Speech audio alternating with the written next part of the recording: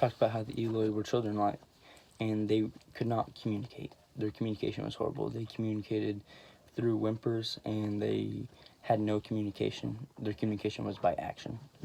And the Morlocks were more like mystic creatures, I guess you would say. They were like sloths, but they moved really fast. So he did a really great job of explaining the difference between them two. Wells uses great imagery explaining the structure of the Sphinx.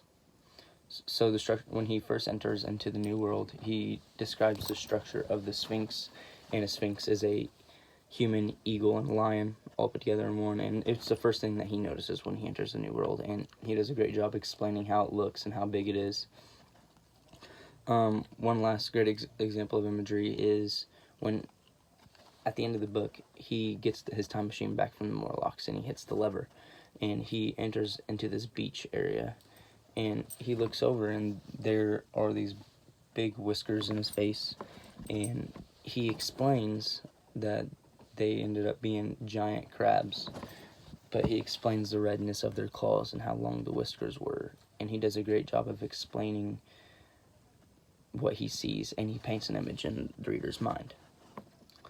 So the author does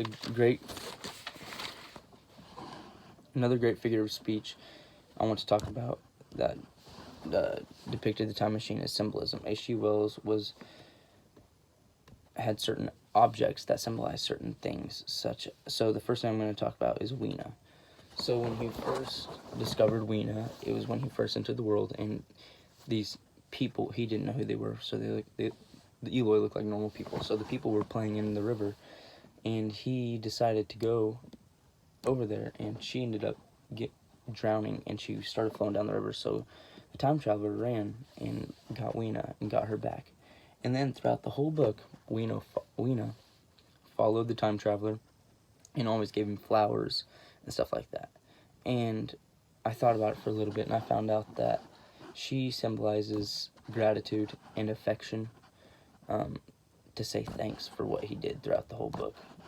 But it was only one instance, but she says thanks throughout the whole book. Another great part of symbolism I would like to talk about is the Sphinx. The Sphinx is the first object that he describes and sees when he enters the New World. The reader may ask his or herself what the Sphinx is even for, because he never explains what the Sphinx is for throughout the whole book. So the Great Sphinx is what I think it was for, was actually a way to tell that mystic creatures are here. Because when you see a Sphinx, you don't see it's a mix-up between a lion, a human, and an eagle.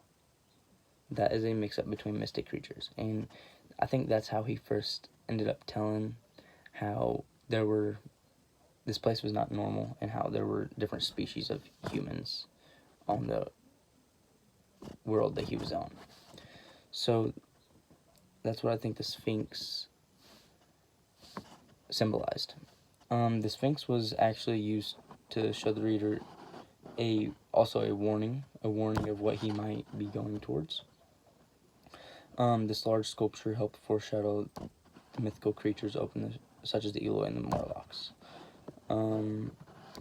So the Eloi, like I was saying earlier, the Eloi had the same characteristics as a human, and the Morlocks had the same characteristics as a sloth, but the Elois were above ground and the Morlocks were below ground, and they had hidden tunnels underground.